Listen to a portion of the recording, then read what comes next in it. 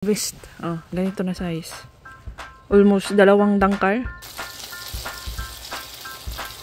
Kasim-siman.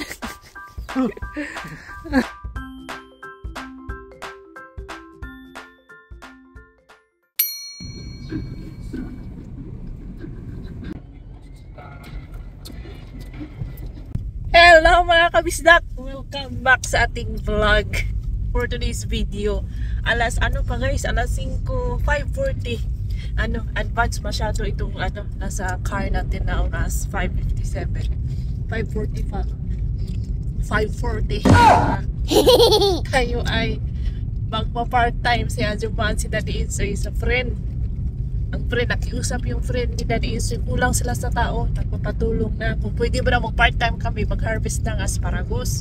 Ang harvest ng asparagus dapat daw simula ng 6 o'clock dahil hindi po ito pwedeng harvestin kapag masyadong mainit na, dahil parang to keep the asparagus fresh dapat morning or early morning siyang i-harvest until 9 o'clock lang. So may time man si Ajuma. Si Little Insoy is nandoon sa bahay, pinabatayan ko kay Biana. Natutulog pa si Little Insoy.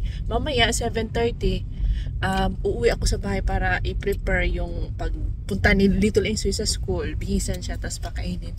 And then after that, babalik na naman ako until 9 o'clock man kami mag-harvest ng asparagus. Yan po ang bahay ng may-ari. Yan siya. Basket. Kunin lang yung basket. Ay.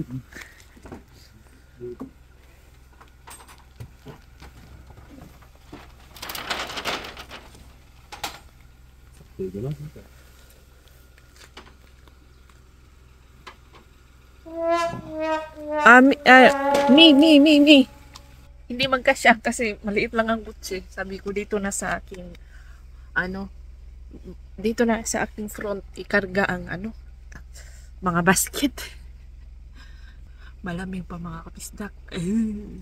Dito sa ganung mundo around like this time 5 to 6 malamig. Nawala na naman siya sa daan. Oh my god.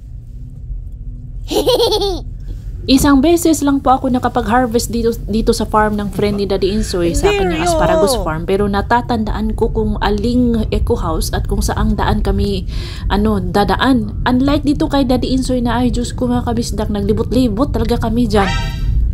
Ang sarap talagang dukduk ko ng ulo ni Daddy Insoy. So ayan, ang ganda ng view dito mga kabisdak. Paano pa lang, pa sunrise pa lang.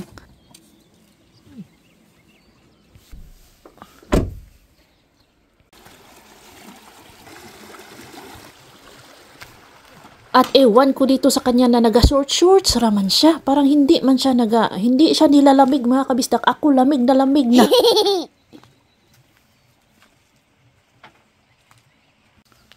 Dapat ganitong size mga kabisdak ang i-harvest. Ganito na size.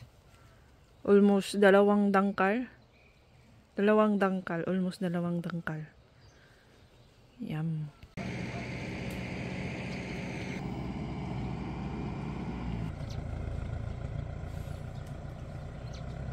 Tatlong mahahabang eco house ang aming haharvestan ng asparagus mga kabisdak. Tapos habang nag-harvest ka, pwede ka rin kumain-kain dyan kasi pakyaw man itong aming trabaho mga kabisdak. May pa mga kabisdak, may katas o makatas po talaga ang mga asparagus.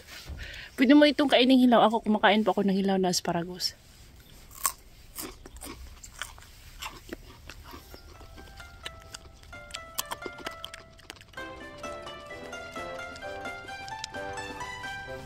Tatlong mahahabang eco house po ito ang aming pag-harvestan ng mga asparagus mga kabisdak. Part-time lang ito. Nakiusap tong kaibigan ni Daddy Insoy kasi nga kulang ng tao at siya din ay may lakad, hindi siya makapag-harvest. Dapat proper timing ka po dito mag-harvest kasi hindi po yan maibenta kung matitigas na. So everyday mo siyang gina-check.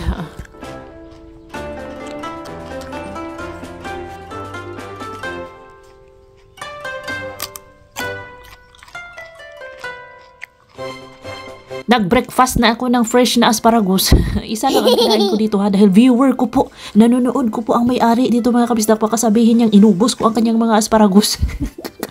subscriber ko po ang mga kapitbahay ko dito at mga friend ni Daddy Insoy, mga kabisdak. Appeal na itong friend ni Daddy Insoy na may-ari ng Eco House. Nanonood siya sa ating YT kapag hindi siya busy. Ewan ko ba dito sa aming mga kapitbahay, aming mga kabaryo at mga friend ni Daddy Insoy, bakit sila nanonood na hindi naman nila ako naiintindihan sa mga sinasabi ko dito? Parang nakikipagmarites din sila sa buhay namin.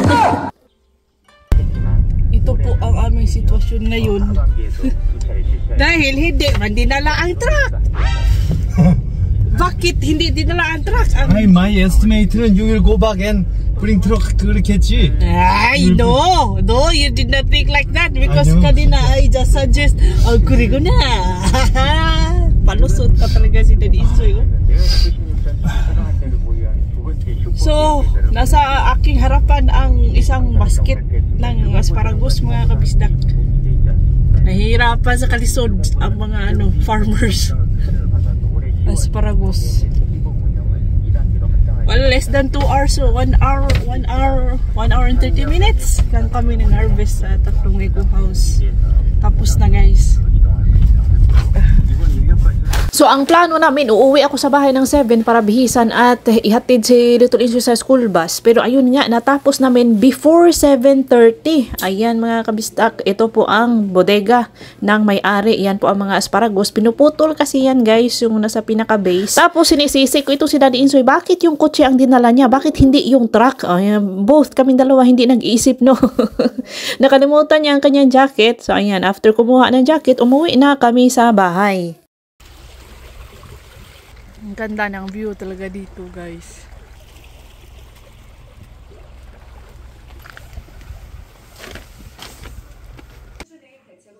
Uy, 뭐야? 그죠 뭐? 우리 정은 빨라우트. Pagka-uwi namin sa bahay, loading pa si Little Insoy, mga kabistak. Naghinuktok moments pa siya. Tulala moments pa siya. Pati ang kanyang lula, natutulog pa din, mga kabistak. Medyo early man tayo dumating, nakauwi sa bahay. Ayan, nag-prepare na si Ajuma ng breakfast. So, ito po ang malapit na masunog na pagkain ni Daddy Insoy. Ito naman is katsu. Ano ba ito, mga kabisdak? Ito man yung pasalubong ni dala ni Kim Hira to, mga kabisdak. So, ayan, ininit ko lang. Tapos, minikos-mekos ko na kay hindi ko man maintindihan. At may nakita pa akong walang kamatayang pumpkin soup dahil every week man ako nagagawa ng pumpkin soup kay paborito man namin ni Bianan, mga kabisdak. So every week kami kumakain yan. Tapos itong ating spring onions kimchi, cucumber kimchi na ginawa namin sa previous vlogs natin. At ito naman yung hindi ko nga maintindihan kung ano ito, mga kabisdak. Usually ang breakfast namin, kung ano ang pagkain namin kahapon, mga tira-tirang pagkain kahapon at kagabi, yan ang iniinit ko. Ito ating sabaw sa previous vlogs, nakita nyo man yan, yung ano bang tawag dyan, sa baningan ng fish cakes, sinabawang fish cakes. So ayan, mga kabisdak, kain po ng breakfast. Ako talaga, honestly, hindi po ako kumakain. Loading, bibigyan mo natin ng moment of silence ang pag ni Little Insoy, tulala moments ni Little Insoy. Pamukja! Balik po tayo sa aking story. Ako is hindi po ako naga-breakfast. Kami ni Little Insoy hindi naga-breakfast. Ang naga-almusal lang sa aming bahay ay si Daddy Insoy. Tapos alam ni Daddy Insoy na hindi ako naga-breakfast to. So siya lang ang kumakain sa breakfast. Siya na din ang naghahanda sa kanyang pagkain. Pero nandito man tayo sa bahay ni Bianan at itong si Bianan ay hindi man pwedeng hindi maga-breakfast. Parang Pinoy man ito sila. So nagiging busy na din si Ajuma sa breakfast. Naghahanda na rin ako kay in the name of Bianan para hindi tayo maka-award. Dahil nga itong si Bianan ay makatradisyon man, ang asawa dapat ang naghahanda sa kusina, naghahanda sa pagkain ng husband. So, for the go, kaya nandito man si Bianan. Pero kapag kaya gusto ko nang umuwi sa aming bahay. Gusto ko na matapos agad-agad ang aming bahay, mga kabisdak, para hindi na ako mahiya kay Bianan. No po.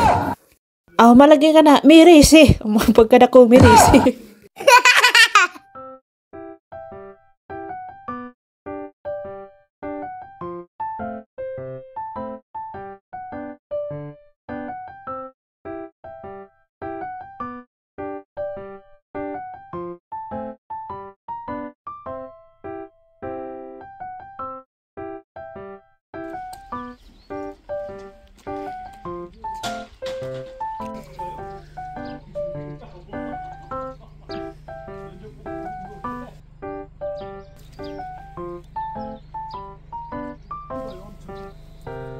umnamo.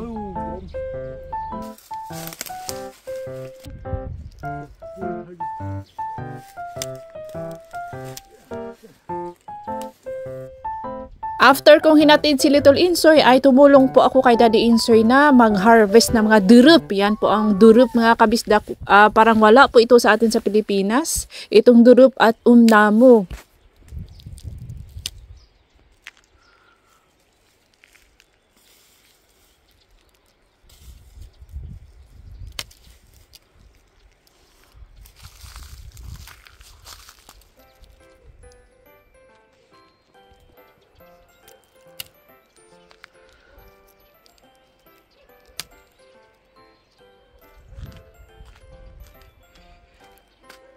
Ang mga bagong sibol lang na mga dahon ang aming kinakain dahil yan malalambot pa man yan mga kabisdak.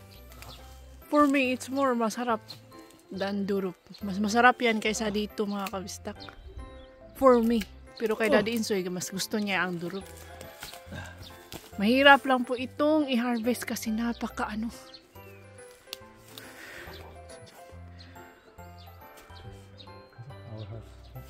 Yan naman ang mga puno ng umnamo. Si DE na ang nag-harvest ng mga umnamo kay may mga maraming tinik man siya mga kabisdak. Itong kinukuha ko, yan po ang mga bagong sibol na dahon ng ugalpi. Iguting pijuwa dyan na ito.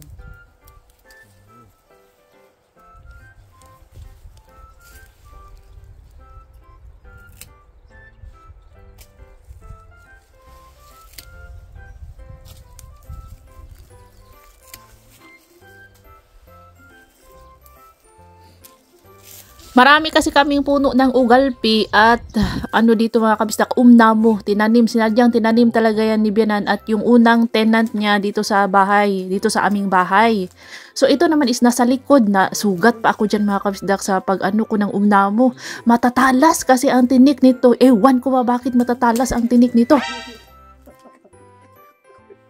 Your voice sounds like kasi wala nila. It was that style. Kaya kapag nang-harvest kami dito ay super ingat na ingat talaga. Dapat nakagwantes ka na may rubber rice sa palad. Tapos nakaano ka talaga mga kabistak. Hinay-hinay lang talaga. Hindi pwedeng mamadaliin dahil baka matinik ka. Natinik nga si Daddy Insoy niyan last week. Naghubag ang diyang kamot.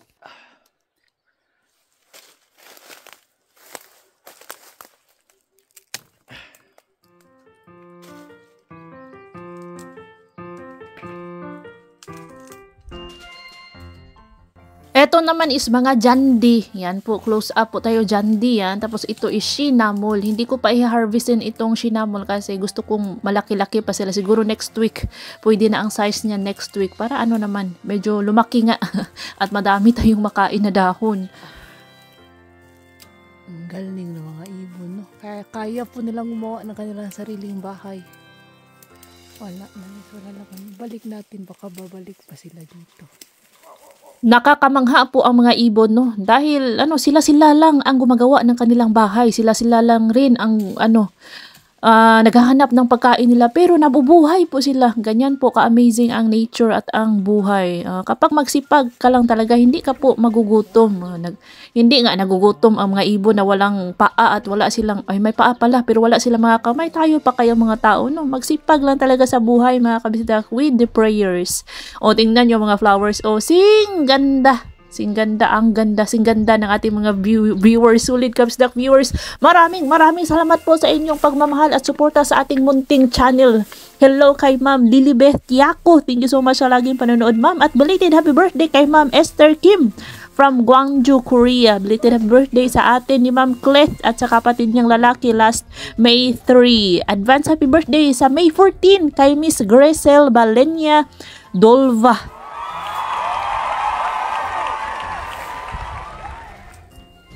Ito guys, kukunin po yan. Tatanggalin yan mga kabistak. Ganito na lang ang matitira. Ito pong kinakain namin. Yan. Tanggalin itong mga sap. Parang cover niya. No? Pagkatapos naming hati-hatiin ang aming mga harvest na greens, mga gulay, ay pinasok namin sa mga plastic para ipadala sa mga friends at kapatid ni Daddy Insoy. Ito yung mga ugalpi. Niluto ko na agad yung ugalpi para sa amin. Tapos yan, yung umnamo at durup natin. Inano ko na din. Pinalambot ko lang sa mainit na tubig. Tapos binlunch. Yan mga kapatid. Tapos isaw-saw mo sa chili sauce. May mani din tayo. May ano tayo, may kimchi. Samutsaring kimchi. Yan mga kapatid. Ang aming lunch. 오갈비. 오갈비 맛있네. 그러니까 저거 잘라놓은 다음에 이렇게 올릴 적에 약 안 올렸을 때 펴서 먹으면 좋아. Galing na po tayo sa trabaho. Si Daddy Insoy mga kabisdak. Nagtanim po sila ng mga flowers. Di ba barangay Kagawad man yan si Daddy Insoy. What's the name of this flower, Opaya? Ano pangalan? Ha? Bibirong. Begirong. Begirong daw. Iso, marami sa Pilipinas ganito. Mga kangkong, tumubo na mga kabisdak ang kangkong. Ito is kangkong. May kangkong, bakit nagdubli-dubli man ito si Daddy Insoy? Oh, kangkong, tapos may cabbage yata yan, alugbati. Ako po ang nagtanim, ako pa lang nagtanim dito mga kangkong. Dinamihan ko kasi last year, hindi sila nabuhay. Tapos ito is Baguio beans. Ito naman is string beans. Yung galing Pinas po ito mga kabisdak. String beans. Ito cabbage. Korean cabbage yan. Yung ating patula. Hindi pa tumubo. Dito ko siya tinanim patula. Tapos dito is malunggay. Hindi pa rin tumubo. Mais na. The rest is mais okra. Nasaan? Hindi ko maalala saan ko nilagay ang okra. Yung mga kamote. Yan na sila mga kabisdak. Ayan na! Dumadami na po yung pink na flowers. Nebyanan. Tapos ito naman is strawberry po yan guys. Yan. Yan oh. Hilaw pa. Baby pa yung strawberries. Mga flower ng strawberries. 2 piraso lang po yan. Tinanim ni Daddy Insoy. Tapos dumami lang sila. Ito yan. Mamumulaklak yan. Pula at saka pink. Ito ang kanyang flowers mga kabistak. Oh, diba? Cute. Cute. Mas bet ko to yung ang ganda-ganda ng pagkapula niya. Punta tayo sa bahay kasi may may delivery ako doon. May nakita ako. Delivery from online market. Nakalimutan ko na kung anong binili ko. Tapos check na din tayo sa update. Dahil parang yung partition is natapos na yata nila. Check natin. May nagtanong dito na kung daw ang babaguhin ba daw lahat, kung or sa interior lang, sa loob lang. Tapos ang sagot ko is babaguhin lahat. Hindi guys, mali po ang aking impormasyong nakalap. Ito ang ating delivery. Ano man to ha? Kalimutan ko i-unbox, i-hold na lang natin to. Ang babaguhin lang is yung interior. Yun lang po. Same roof at yung exterior is baguhin nila yung exteriors pero yung floor area same lang. Ito na siya. Tadang! Ito po yung main door. Yan, may nakakabit na siya. Dito ang main entrance. Pasok mo dito, usually sa mga Korean house, ito yung dyan mo ilalagay yung mga sapatos mo. Tapos second door dito. Dito na is, ito na po yung living room.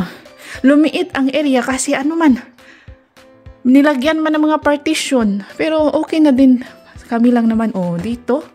Dito is malaki na glass, window glass. As in malaking glass, window. Dito is kusina ko. Yan, kusina yan. Kitchen, sink dito. Kitchen na door.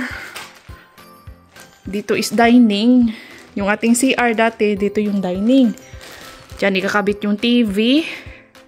Outlet. Tapos, ito hallway. Ito kwarto ni Daddy Insoy. Kasi hindi man kami guys.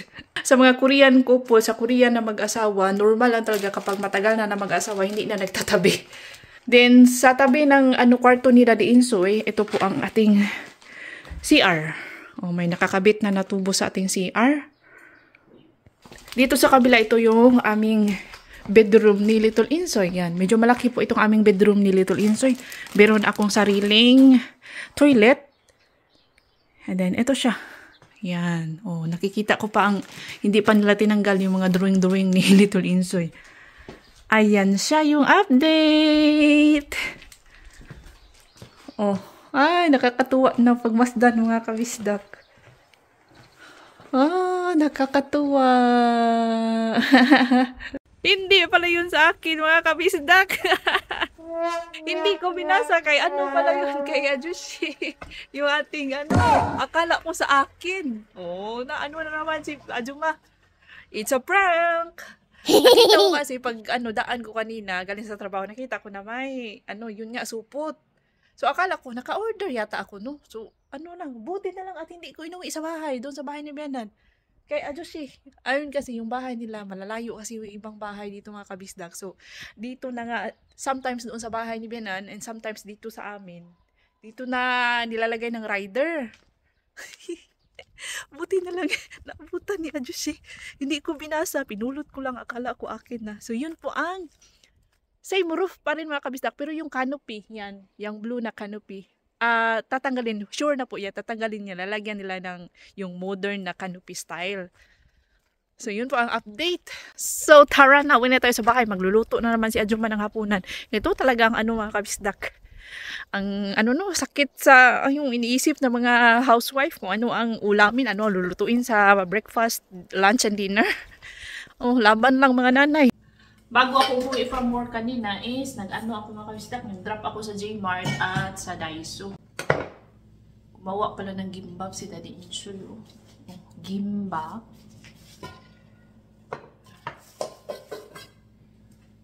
And then, ano, drop ako sa J-Mart ng hapunan. Ito, fish isda yan mga kabisdak. Pipituhin ko. Namiss ko na kasi itong isda na to. Ang pangalan nito is Edong. Yan, para siyang tiger yung kanyang ano, balat. Bumili ako ng ano, suka. Kasi mga kabisdak, sa Daiso bumili ako ng ito, baking soda dahil ang ating sink barado since yesterday. So itry ko, nakita ko sa ano, ginugol ko mga hacks about paano i-unclog yung barado na sink. Buhusan daw ng baking soda tas suka para, di ba, bubula man itong baking soda para daw umalsa yung nakabara. Suka and baking soda, itatry natin yan kung totoo ba. Bumili din ako ng chopsticks. Wala akong hanap na blue, kaya pink na lang. Mag-practice siyang mag-chopsticks. And ito, Ghost Pods, toner, dalawa. 1,000 won, may 5 pieces na yan na Ghost Pods.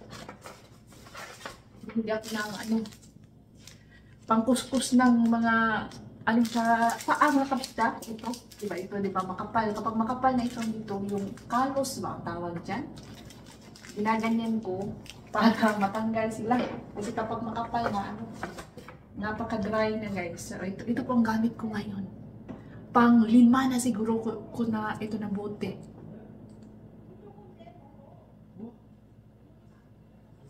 Ito, maganda siya mga kabisdak. Extra Super 9 Plus acne cleanser for pimple acne or acne for acne prone skin. Maganda yun. Bili din tayo ng ano, mouthwash. Sabon para sa mga plato. Dito to sa pinagdanan. And para kay Melik, bumili ako ng pasalubong for Melik. Tuna.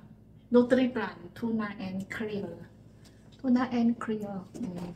And that's all. Sige, itry natin itong baking soda and suka.